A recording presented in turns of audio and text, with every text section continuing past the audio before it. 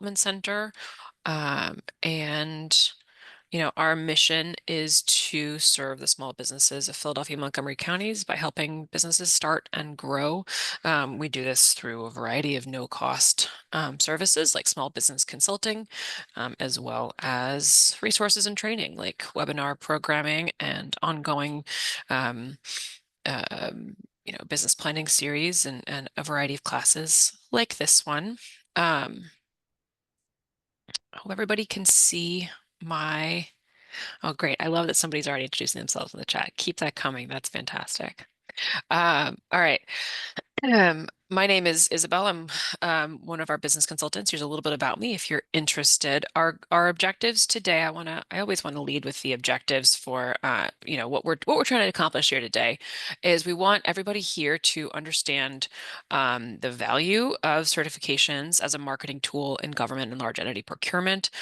We want you, as you leave, to be able to identify certification programs that might be applicable to your small business, and understand the application process and documentation needed to apply to those certification programs. Just to help myself and our other two presenters here, would you mind show of hands, if you remember how to raise your hand in Zoom, who here is a business owner of an existing business? Your business exists, you're in business already. I see a few hands. I see more hands. If you've forgotten how to raise your hand, you can put yes in the chat. But I'm anticipating most of the group here is existing businesses. Okay. How about do any of you already hold one of these certifications, MBE, WBE, DBE, SBE, LBE, any of the other various acronyms that we'll talk about today? Okay, one. All right, that's helpful. All right, thank you very much. Beautiful. Okay, so we've got a WBE in the house, which is great. All right, so a little later on, we'll hear from Women's Business Enterprise Center East, which is the regional partner organization for that WBE certification. We'll also hear from Alea Bunch at Eastern Minority Supplier Development Center around the MBE certification. And before we get into that, I want to kind of just bigger picture talk about why certifications, right? These are ways to distinguish your business, for organizations that have supplier diversity goals or that have a goal to do business with small or local business enterprises. So these can be a really valuable marketing tool in your toolkit. There's also real value, and I would guess that Colleen and Alea will address this, in the network that you access of other certified businesses. There can be real marketing and network value there. We are going to talk about a couple of different certifications today. We're going to certainly hear about MBE and WBE certifications. I also wanted to just discuss a couple of others that you may or may not be aware of that are open to anybody regardless of kind of socioeconomically disadvantaged status. And these are the local and small entity certifications. The first is, if you're familiar with SEPTA and with the Disadvantaged Business Enterprise or DBE program, this is a statewide certificate that's administered through, it's part of the Department of Transportation initiative. I think it's a nation. I think there's DBE programs in most states. SEPTA is one of the DBE partners, Disadvantaged Business Enterprise. SEPTA also has a small business enterprise certification, which is open to any business as long as you fit the SBA size standards for small. And if you haven't looked at those size standards recently, most businesses that would be on this call fit those size standards. They're still often quite large. For instance, a retailer would typically need to make north of $10 million a year to be considered, to not, be considered other than small. A professional services firm, you typically need to be making more than $19 million a year. So those size standards are typically very generous. And that SBE designation is open to anybody who owns a business that falls below those size standards. And those are either a revenue amount or a number of employees. And you can find them, search SBA size standards, they come right up. There's also the Philadelphia local business enterprise, or LBE certification. This is a certification that the city of Philadelphia values in their procurement. And this is open to any business that is based in and around Philadelphia. For the SEPTA SBE, the application process is through the Pennsylvania UCP portal online. And for the LBE, it's a self-certified process that you complete on the city's website. So these are the local and small business entity certifications. I want to now move on to the WBE and MBE certifications, which are a little bit larger in scope, right? I think SBE is statewide at best, and LBE is really focused on Philadelphia, the city. I want to start with the WBE certification. So I'm gonna hand things over to Colleen at the Colleen LaCoss at the Women's Business Enterprise Center East, WeBank East, which, as I just said, is a regional partner organization of WeBank offering the WB certification. Colleen, Great, floor thanks. is yours. I am going to pull up my slides. Can you see my slides? All right. Hello, everyone. Thanks so much for having me. Thank you to Temple. Always a pleasure to speak about certification to small businesses. So as Isabel mentioned, the certification I will be talking about is the WBE, or Women's Business Enterprise Certification, sometimes commonly known as the Women-Owned Certification. So let's jump right in. First and foremost, this is a national certification. We are one of a handful of national certifiers. As Isabel mentioned, there are a handful of certification programs, some which are more local, as she mentioned, with the Philadelphia-based ones. The DBE, where you get certified in each of your individual state, though new as of May, there's interstate reciprocity for the DBE. Who knows if that's gonna still be a thing, but that was made law as of May. And there are also some national certifiers. WeBank is one for the women-owned certification. Alea is going to be talking about the minority-owned certification, or NMSDC. There's also Novova, which is the national veteran-owned certification. There is NGLCC, which is the national LGBT-owned certification. And there's also Disability In has the national disability-owned certification. So there are quite a lot of national certifications out there. And generally, any of these certifications that you get kind of open up the world of small business contracting programs with corporations and government agencies. So, no matter which one you get, you can get one, and maybe your major client has said, like, hey, we just need you to get one small business certification just so we can count you towards our small business in supplier diversity goals. But if you are looking to just expand your client base and networking wherever you can, maybe get multiple. So talking a little bit about WeBank East and our region. So WeBank is a national organization, and you are assigned to one of 14 regions, depending on where you are headquartered.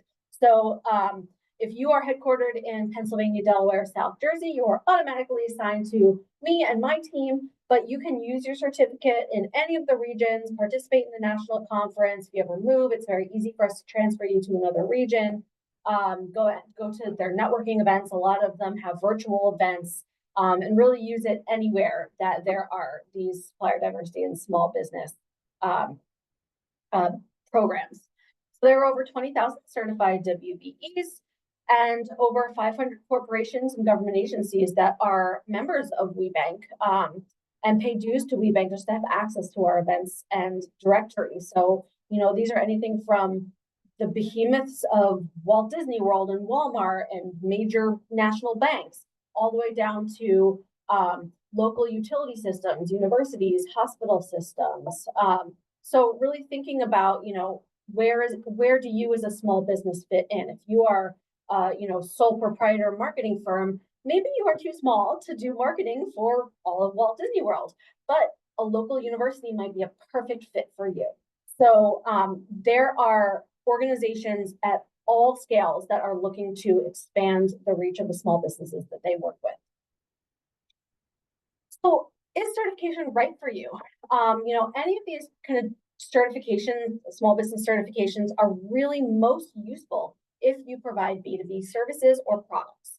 So if you are service-based, do you do commercial services? Are you looking to work with a procurement department and a large organization, no matter if that's a government agency or an institution or a corporation? I mean, literally every industry under the sun I could think of is certified within at least our organization. If you are product-based, are you looking to go wholesale? So, are you either looking to sell on shelves like big box stores, Walmart, Target, etc., or sell your products to hotel chains or hospital chains, wholesale. If you are a startup, if you're brand new, are you ready to get any certification? And you're ready when you have the capacity and the capital to provide good service for contracts. A lot of business owners, they say, oh, I'm going to get certified right off the bat. But, they're still a year away from being able to have enough, staff or have their product be ready to be on shelves or have, their business systems just built up enough that they can actually start taking on clients. So think about whether or not you're ready for a certification and you're ready to start that bidding process. Of course, are you willing to share all the details of your business with any certification program? Because they're going to ask about a lot of stuff. And also just being clear that, none of these certificates, no certificate anywhere guarantees business or is really about giving you an advantage over another business. A WBE, women-owned certification, is never about guaranteeing an advantage over a male-owned business. It's about helping to level the playing field and for these corporations making sure that they are, inviting bids from enough businesses from all walks of life. Supply chain variation is a strong business sense. You get more small businesses in the door, means that you have less supply chain backlog because you've got a lot of suppliers in your back pocket that you can work with. Small business owners bring the ability to pivot quickly, bring price competition. It really is a strong business model and all about the bottom line for these procurement departments. That being said, you need to think about how you are a part of that strong business strategy, right? How can you help their bottom line? How are you as a small business owner really unique and a game changer and, can really be better than the incumbent, than the current, person who holds that contract. So really just think about that as you are considering getting any certification. So talking about all the certifications that are out there, WeBank actually offers a chance to get a 2-for-1. The WeBank, the main one I'm talking about right now, is very useful in working with corporations and local city-states. So it's accepted by Pennsylvania, by Philadelphia, Allegheny County, Delaware, and then the WOSB is specifically for federal government contracting. So if you are going to work with a federal agency or you're bidding on federal contracts, you're going to want to get this WOSB. If you are never going to do federal contracting work, you don't need the WOSB. But if you do, we kind of have a system where we can provide both certificates through one application process, which is nice. Save you a little bit of time. So again, just thinking, before you even get into the certification process, what are you hoping to gain from it and how are you going to use it? Do you know who your target clients are? Are you better suited to be a sub or prime? Do you understand the bidding environment? Do you have strong networking and marketing strategies, even without a small business certificate? Because that is where you're then going to wrap that in, because a certificate's a piece of paper, right? It's not a salesperson or a marketing person. It's not going to pitch your business. So you really got to wrap it into your current marketing plans. All right, so let's talk about the eligibility and application. So what is a WBE? Or, any of these certifications? It is not just about ownership. Big misconception, big myth. It is about who owns, runs, and controls the company. So let's break down that eligibility a little bit further. First and foremost, you must be launched. You must be currently in business. So whatever that looks like, if you're based in Pennsylvania or Delaware, whatever those incorporation papers look like, you have to have them.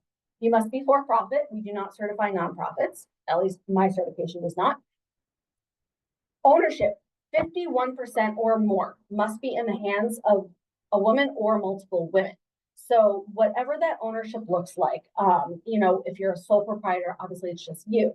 you're an LLC, how is that defined in your operating agreement, and how do you report that on your taxes? If you're a corporation, what do your stock certificates and your ledger say? And keep in mind, we do not round up.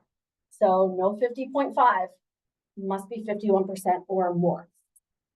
The woman owners must be US citizens or legal permanent residents. A woman has to hold the highest office in more than just name only. She actually has to be the head of the company. So whatever that title is, president, CEO, managing member, I don't care what it is, that highest title, the person who is running the business, has to be a woman. And she has to be running those day-to-day technical operations. She has to have that essential expertise. She has to be essential to the business. We are not in the business here of certifying businesses that put a woman as a figurehead only just to get the certification. We will really dive deep into what is her expertise, what's her background. Not saying you can't be self-taught, but we are going to really look into, is she really running her business? Is she the driver behind the business? And also looking at, whether or not there's any dependencies on other businesses. So this comes specifically into like family-owned businesses. So making sure that the business is standing on its own, it's not reliant on another business to get all of your clients, or, you're not just passing off contracts to another business for, a single business to complete all your jobs. You must be independently run. Now, there is no minimum in terms of size, revenue, length of time in business. I've certified businesses that launched 6 months ago and don't have any contracts yet. Again, just think whether or not you're ready. And also, pretty much most business structures are certifiable: LLCs, sole proprietors, corporations, partnerships, some stock option plans, some franchises. It depends on how that's set up. But the vast majority are going to be sole proprietors, LLCs, corporations, or partnerships that we see. Now, the WOSB has very, very similar eligibility. Again, this is the federal contracting one. So if you are looking to do business with the federal government, so it's most of the same eligibility. You also must be considered small by the SBA. As Isabel said, there's a very generous size standard. And you also have to be working full-time in your business, which they consider as 30 or more hours a week and no other full-time job. They want to make sure that you are working full-time. They can reach you during regular working hours. And you also have to be registered in SAM.gov, the System for Award Management. That's the federal government's contracting platform. They want to make sure if you're certified to do business with the government, you're registered to do business with the government. So those are the two eligibilities. Now let's take a second and talk about husband-wife teams, or any kind of mixed gender team, whether it's father-son or father-daughter, two best friends, brother-sister. Are those eligible? And my answer is, it depends. So, there are plenty of women who build their business with blood, sweat, and tears all on their own. There are also plenty of women who build their business with blood, sweat, and tears and a male partner by their side. Both of these women are legitimate business owners, but we just need to make sure that she is actually the one that is building the business with blood, sweat, and tears, whether or not she has a male partner by her side. And it's not just his blood, sweat, and tears. So, some questions to ask yourself: is this my business, or is this his business? And he's just kind of brought me on as a partner, or I do some of the administrative work, and then he's given me the title, just to get the certification. Do you have that expertise in the industry? Even if you're self-taught, that's fine. But really, are you able to run this business without him? Are you overseeing the day-to-day operations? Are you making daily decisions as it relates to your business? Can you supervise his work to the point that you guys can actually have a conversation, and agree or disagree, and ultimately he's going to defer to you because you have that expertise as well. Legally, can you fire your male partner? I hate to say it, and most family businesses that I talk to, they would never consider it. But if push came to shove and it went in front of a judge because there's a messy divorce, legally, do you own and have control over your business? So these are kind of some of the things that we look at when we have that 51-49 scenario. But that being said, there are plenty of mixed gender businesses that we see that get certified. There is a cost to apply. It goes on a sliding scale based on your revenue. So it starts at $350. Again, another thing to think about if you are a brand new business owner, because it is an investment of your time and money. Every now and then we hear about, grant opportunities that come along. I can't think of any right now. But it's worth keeping an ear out. So let's talk about the process. The first time around, it will generally take you about 3 to 4 months. And that's because we really are doing our due diligence. And this is going to be pretty standard across most small business certification programs. Self-certification programs have really fallen out of favor over the last 5 years because people are self-certifying that shouldn't be. And the procurement departments have caught on. So that is why procurement departments really look for a valid certification program that actually vets and verifies the small businesses they certify. So the first phase you're going to go through is you're going to get assigned a certification officer. It's a staff person. They are not the decision maker. They are your shepherd through the process. And you're going to go through a Q&A phase with them and a document review. You're going to send everything in and they're going to review everything. I don't think I've ever seen a single person send every document incorrectly the first time. So do not worry. We will send you a Q&A, letting you know if you're missing anything. They always have additional questions about, who's doing what, or, they see you're working elsewhere. What's that business relationship? Yada, yada. The best thing you can do is be organized. Organize.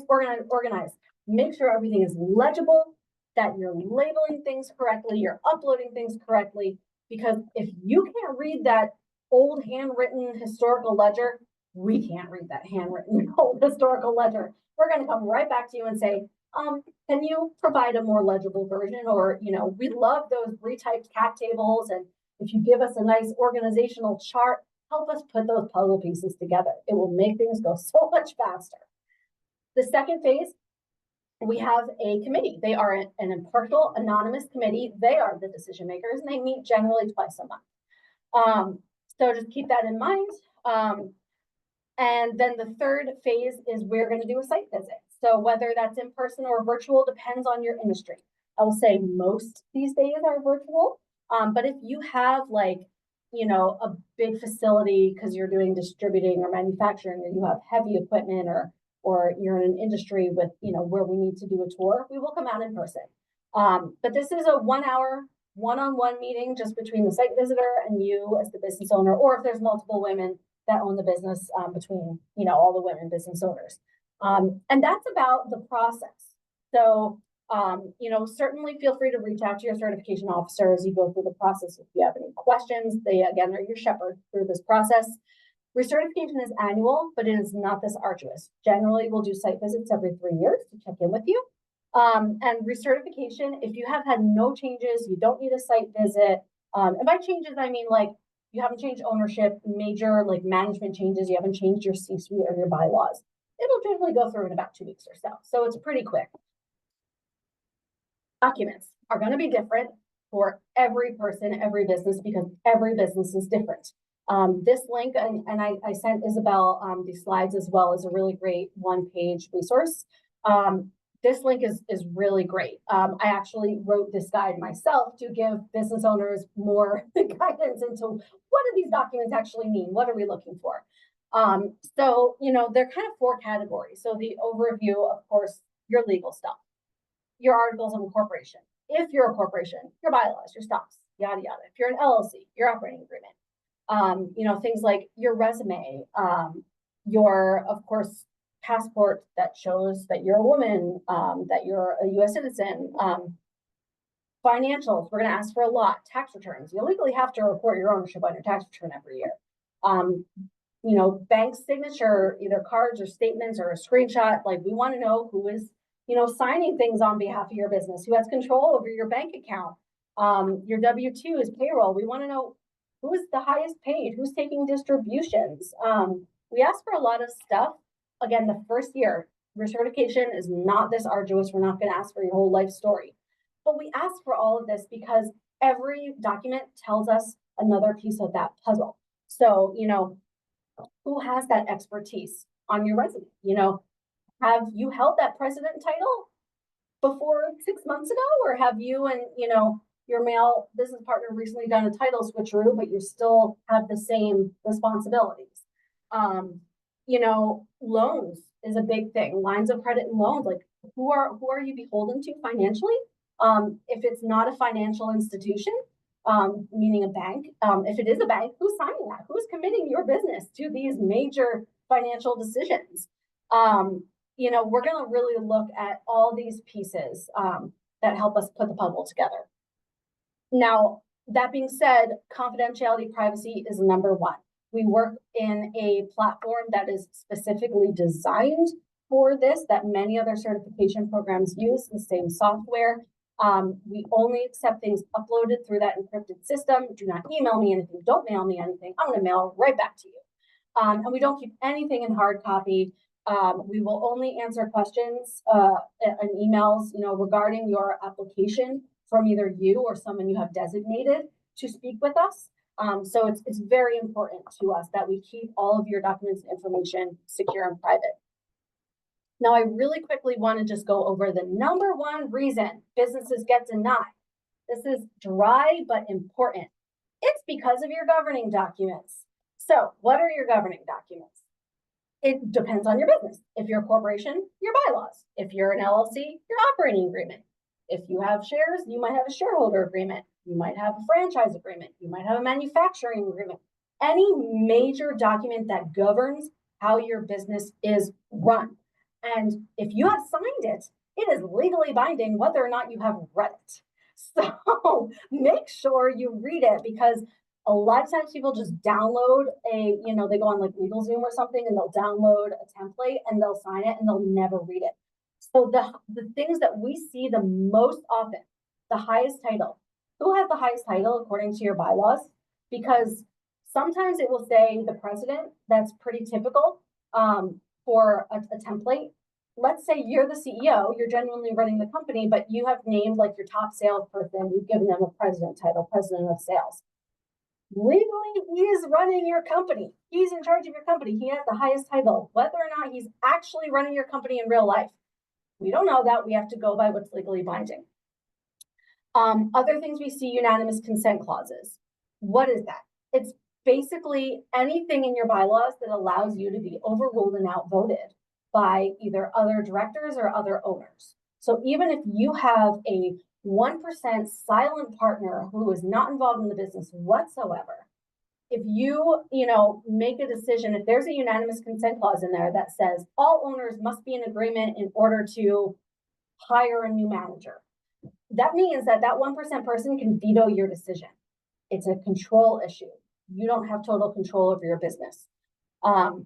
So look at those things. And that's where if you do have a really, really long bylaws, or they haven't been updated since 1985, get a lawyer who's familiar with certification to at least just look through it. We as staff cannot coach you.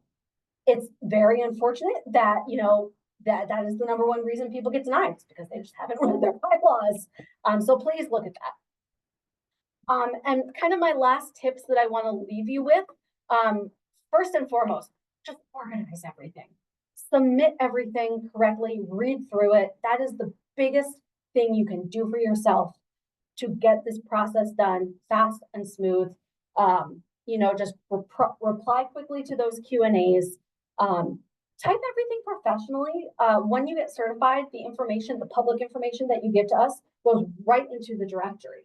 So, type your name in upper and lowercase letters, proofread. If your business is spelled incorrectly on your certificate, it's because you typed it incorrectly. We don't retype anything. So please make sure you're doing that proofreading. Put the woman owner's email address in. It's her certificate. It's her business. There is a place for an additional contact to be put in. So, even if she's not the one that's filling it out, if there is, like an administrator or a CFO or someone that is kind of handling this, that's fine. We just want her, we want her to, have that contact there so she gets the information after she gets certified. We just talked about this. Read your bylaws or operating agreement. Number one reason that people get denied. Whitelist this email. It looks kind of spammy. It often goes to spam. WeBank link at webanklink.org. But every communication is going to come from this email. We do all the Q&As in this encrypted system to keep it safe, to keep everything there attached to your application. Every update from, hey, your officer sent you a Q&A, all the way through, we're ready for a site visit, to, yay, congratulations, you got approved, comes from this email. Obviously respond in a timely manner, and reach out to your officer. They really are there to help you. They will give you their direct email. You know, you can schedule a call with them to go through all these questions if you're like, what the hell is she asking for? And just really, you know, partner with us, help us understand your business if you have a complicated business. And just remember, your officer, they are not the decision maker here. They are your shepherd through the process. Please be kind to them. Please don't yell at them. They are not the one that will deny you because you didn't read your bylaws. They are happy to answer your questions. Please use them as a resource. They will be your biggest advocate through this. You know, so what's next? I actually do a whole other program, and I know Alea does as well, on, you know, all of the opportunities. I mean, there's just so much, and really do not limit yourself to just, you know, WeBank's network if you get certified as WBE, or to NMSDC's network if you get certified as an MBE. Generally, these programs are open to any small business that holds any, you know, certification. So we get MBEs and veteran-owned businesses and disability-owned businesses that come out to our programs all the time. We do things on a local level, on a national level. There's pitch competitions, there's education, there's, you know, expos. I mean, there's just so much out there. And oftentimes the corporations do their own small business supplier summits as well. And a lot of them are going to be coming up now that we're going to start getting into the spring. March, April, May are big months for corporations to host small business supplier conferences and supplier summits. So go out to them, meet those corporations. So that is the end of my spiel. I hope that has been helpful in understanding our network and our specific certification. And I will turn it back over to you, Isabel. Thank you so much, Colleen. I'm going to hand it over to Alea Bunch from EMSTC really quickly. Before I do, we have a couple of questions coming in that I have been answering as they come in, but I want to give Colleen a chance to speak to them. First, does WBE certification include trans women? And my understanding is that it does. Colleen, is that correct? That's a great question. So we need any government issued document that shows that you are a woman. So whether that is a reissued birth certificate or a passport or a driver's license from any state, because we know that every state has different barriers to getting gender affirming documentation. We just need any gender affirming documentation issued by the government. Now, if you do not have a government document that is gender affirming, we will happily recommend you to our partner at NGLCC, the National Gay and Lesbian Chamber of Commerce. They provide the National LGBT certification. It opens up all the same doors as WeBank. We often partner with them on programs.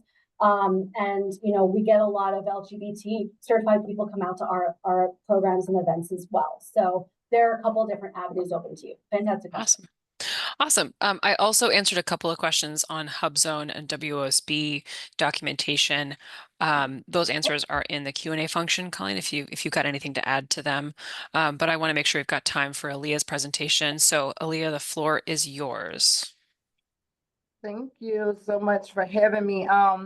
So I apologize. I'm a little spoiled. I always have someone share my slides, so please bear with me. So I wanted to thank Isabel and Simple SBDC for inviting us every year to make sure that we're sharing this information with you guys. I'm sure you have the opportunity, if you haven't done so, to connect with EMSDC. You could learn more about us on emsdc.org. My name is Alea Bunch. I am the Director of MBE Services. So I mainly work with the vendors once they get certified and go through the certification process. But being as though our certification team was in a transition over the last couple months, I've grown to learn much more about the process, and I'm super excited to be sharing some of the presentations on getting to know how to get NMSDC certified.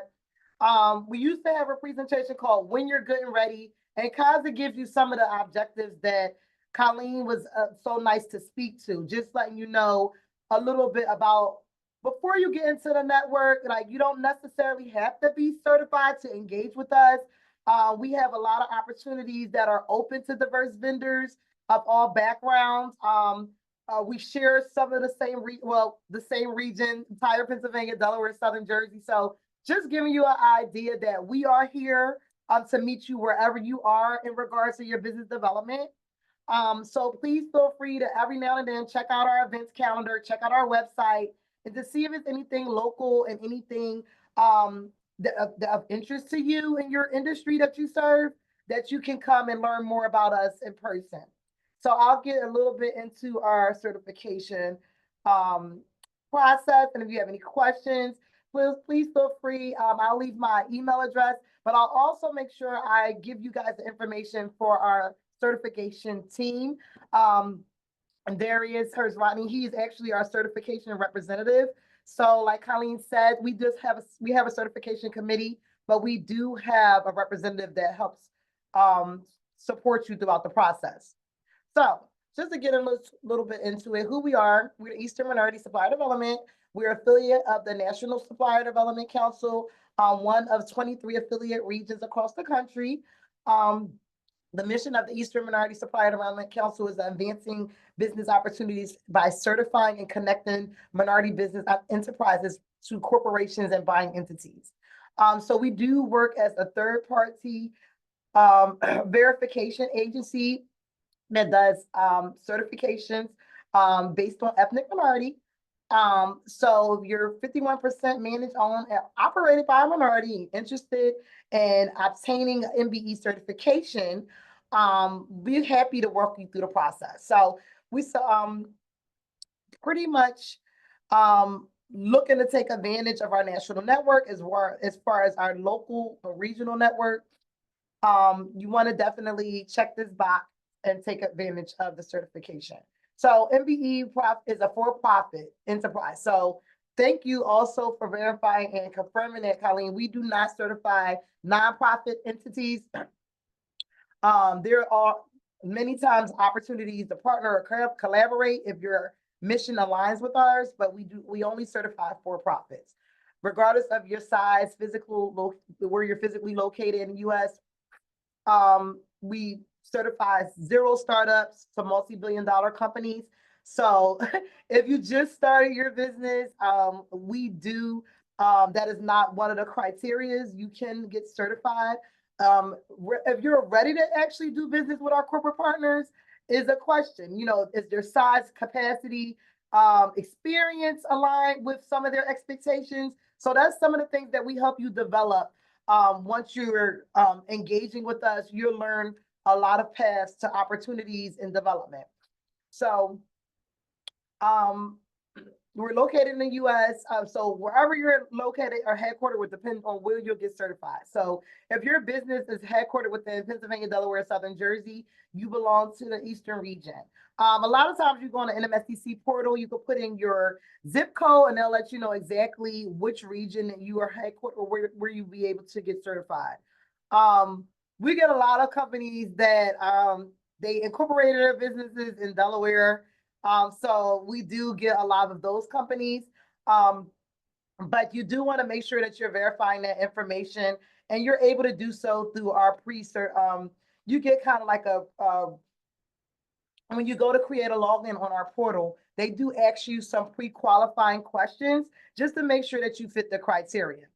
So the ethnic minority group members that must be a U.S. citizen, African American or Black, Hispanic, Latino American, Native American, Asian Native, Asian Pacific American, or Asian Indian.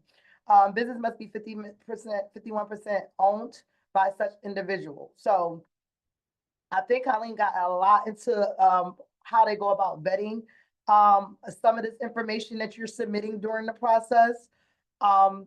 We do let you know ahead of time who is eligible for certification. So green card holders are not eligible for certification, and other groups are not certifiable by NMSDC are Northern African, Egypt, Libya, Morocco. There's a lot of areas in Northern Africa that are not certifiable, Spain, Portugal, Asian minor regions, the Persian Gulf, Iran, Sudan. So a lot of these things are kind of, these processes have been in place for over 50 years. And these are the groups that were not identified as a minority group at that time. So if you have any questions regarding to the eligibility, please feel free to connect with us. So this gives you information about the certification process and how it's outlined. You pretty much will access our online application on emsdc.org. Like I said, they'll ask you some pre-qualifying questions.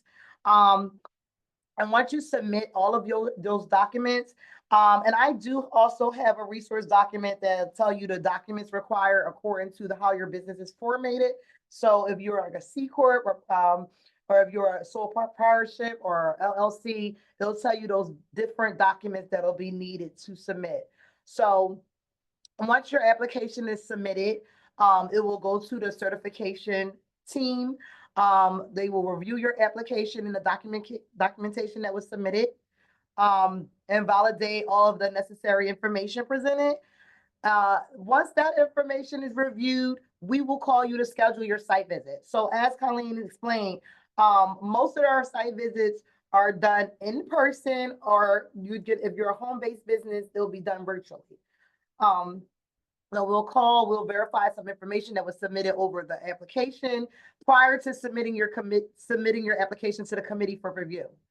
The committee meets once every month, normally at the end of each month.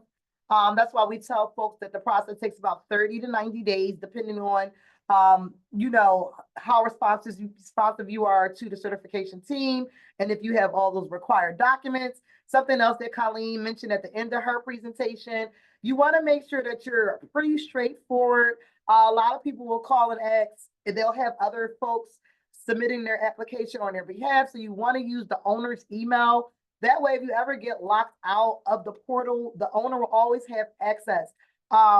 If you do not do that, we will have to update it with the owner's information. We are is a very secure platform that they make sure that the owner who has ownership or operates the business has access to this information. So you want to make sure that you have all those documents. You can put NA if it's something you're not sure of.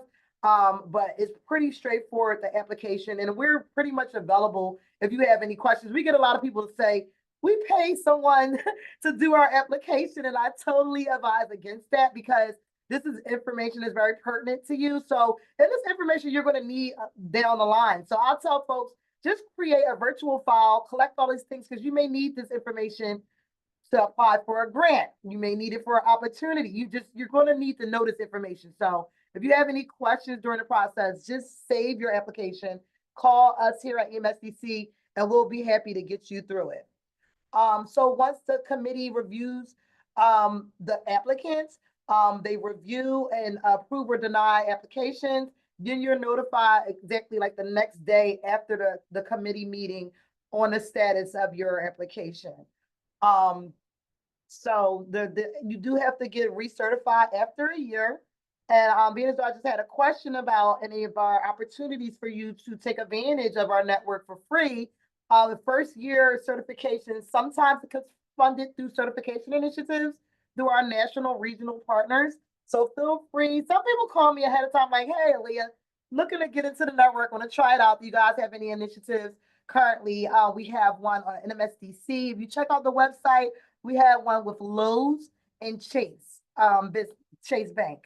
So if you wanted to look into those criteria and see if you could take advantage of getting certified with the MSDC through those national partners, feel free to look on MSDC. So this gives you the application fees. Our initial fees, it goes by your annual revenue. So if you're under $1 million in revenue, initial fee is normally $500, but due to our partnership with the city of Philadelphia, it's $300. It has been $300 for some few years now. So definitely take advantage of, but when you get recertified, it is $500 so you're under class 1. So this will show you how those fees are allocated. And we also offer subscription services. So if you are Well, if you're a vendor and you're part of a neighboring region, you want to take advantage of the entire network, then you'll be able to subscribe to your neighboring network. So to give you an example, we have a lot of subscribers from our New York, New Jersey Council and our Ohio Council that takes advantage of all of the partners that engage with all three councils. So documentation requires kind of what Colleen was speaking about, but she was nice to break it down according to your business formation. We pretty much, I usually send this out to people that are looking to get certified and they're currently going through the process just so they could gather the document to have an idea of, what some of those requirements are. Colleen was so nice to explain to you why, we need some of these documents. But yeah, it's all a part of verification process. I promise that is required for all applicants. So review the information, like I said before, the committee members look over the information, and these are people that are in procurement. So they're pretty much trying to see just how corporate ready you are, making sure your business is efficient, making sure it's managed, owned, operated by a minority owner. All of those things that we were letting you know that are being vetted in the process is the things that our committee looks into. Like I said, a site visit, normally virtual, but if you have like a warehouse or you have like a office space, we will come out and do an in-person visit. Timeline, I said 30 to 90 days. That's when we had, it's been about 60 to 90 days now. The certification committee decides on those applicants at the end of each month. The committee is made up of supplier diversity professionals, like I said before, from our corporate membership base. So these are people that, this is like your first impression, you have to say, with our buyers. And it gives you a little bit of timeline about when they usually meet. After the committee votes, approves, this is pretty much what I just went over in the last slide. And if your application is denied, you will be given the opportunity to file an appeal. About the denial part, usually if you are going to be possibly denied, we will give you the opportunity to withdraw your application when you get to the site review stage. And a withdrawal will allow you to withdraw the application and reapply in 6 months, according to whatever the denial was for. So this is a resource slide that we added on here just to give you an idea of some of the initiatives that we currently have going on. We have our BNet program, Business Navigator program out Allegheny County in Pittsburgh. And this is one of our partners with Entrepreneurs Forever. They have a mentorship program where you're able to connect with other business owners in your industry and share insights, best practices, a lot of information about growth. So super excited to just give you a little bit of information. I mean, that was very random, but I was excited that they shared that slide. As you guys can see, this information is outdated. So I will share with you Darius. He's our certification manager. I'll share that information with you guys. But if you have any questions that I could answer, I'll definitely be here or direct you to the team member that can. Thank you so much, Alea. I don't think we've had any questions, although I want to kind of pause and give anybody a chance to ask any. They might have been hanging on to. If you have any questions, now is a great time. I am going to just take us through a last couple of slides here on other kind of marketing essentials. I think one thing that Colleen and Alea have done a great job of pointing out in their presentations is that there are a lot of different certifications that are out there, and the right one for you is the one that your audience, the one that your target customer cares about, the one that matters to your target customer. So, bear in mind that both organizations, EMSCC and WEBEC East, Share the list of the corporate membership so you can see, here are the corporations who value these certifications, and there are both national and regional membership lists. A couple other marketing essentials, don't ignore the capability statement. If you're thinking about working with a large entity, that capability statement is a very, very critical document for you. We can, here at the Temple SBDC, we can help you craft this, revise it, perfect it. Very happy to support you in that effort. We've got templates and we've got, trained consultants here to help you improve your capability statement. Be sure that you register in those vendor portals, that you're not just relying on kind of networking and meeting people out there to find those contracting opportunities. Get in the vendor portals, any that you're eligible for on a corporate level, on a state level, city level. And understand that customer. Know that many of these large entities that accept these certifications and prioritize, certified businesses in their procurement efforts. These are risk-averse customers, more so than many small or mid-sized businesses you might already be working with. They have lots of options, and you need to speak their language when you're thinking about your value proposition. So, whether that's speaking the language of, cost saving, compliance, risk management, whatever it is that is the value proposition that will matter most to them. It may well be different than the value proposition that your small business clients value. You want to network strategically and think about not just building relationships with corporate procurement professionals, but also with other small businesses who might be valuable to you as partners and collaborators on larger efforts. Looking for relationships also with big prime contractors in your industry, looking for subcontracting opportunities. And finally, this is the superpower of small businesses. Consider partnering with other businesses to go after opportunities, and definitely consider, if you see a big, opportunity that you didn't have the capacity to actually obtain. If that's a state or local government contract, you can probably figure out who got that, and that's a really valuable contractor to pursue as a customer yourself to get some subcontracting business. So a couple of those tips and tricks outside of the certifications, and definitely if you pursue the certification through either of these agencies, take advantage of the classes they offer, the networking events they host, and the volunteer opportunities to get involved with the local chapter. So remembering, it's all about the customer. Research the procurement process at your target entity. Do they have vendor registration portals? Do they set and report on supplier diversity goals? What can you tell about their procurement thresholds? Smaller opportunities often have more streamlined procurement processes where you can, if it's under a certain dollar amount, they don't have to go through a competitive RFP process. That's to your benefit for lots of reasons, right? RFP processes take a long time, and those smaller opportunities are usually more in reach of the capacity of a small business. And what professional certifications and certificates matter in your industry, right? That could be cybersecurity certifications, it could be sustainability, it could be health and safety, whatever matters in your industry in terms of professional certifications and certificates that your company or your staff can hold. Make sure you're listing those in your capability statement. Make sure you're competitive in those areas. And again, make the case in the language of the corporate customer, right? Emphasize your value in terms of compliance, cost effectiveness, reliability, timeliness, all those things that matter to a large organization.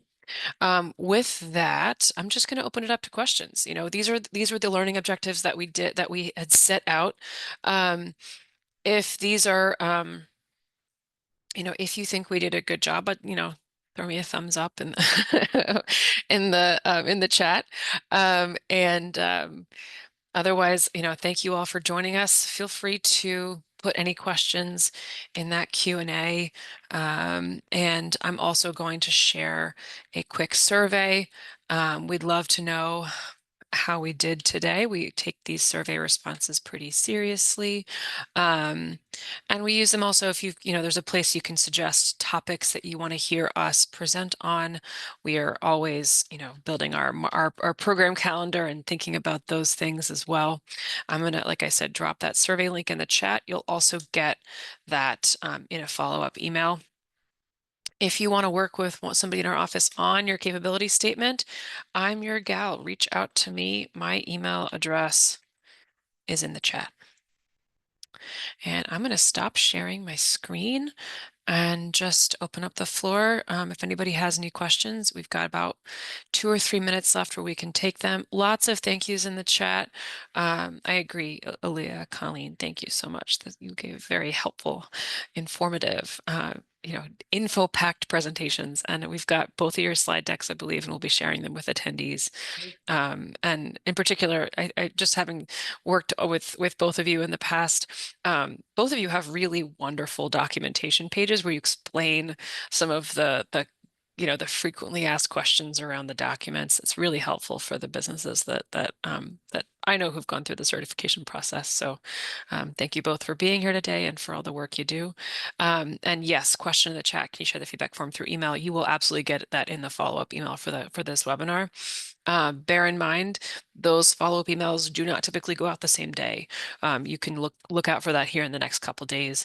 And if you, for whatever reason, don't receive it, email, if we've got, maybe there's a typo in your email address on record, or it got caught in your junk filter or anything, don't hesitate to reach out to me, but give us until Friday before you think that we've missed you. But definitely feel free to reach out if you have any questions.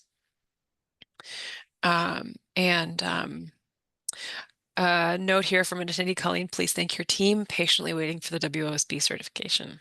Right. Awesome. All right. I'm going to just give you all back 2 minutes of your day. Thank you all for joining us. I'm going to go ahead and close us out. Have a wonderful rest of your week, everybody. Bye, everyone. Thank Thank you. you. Thank you.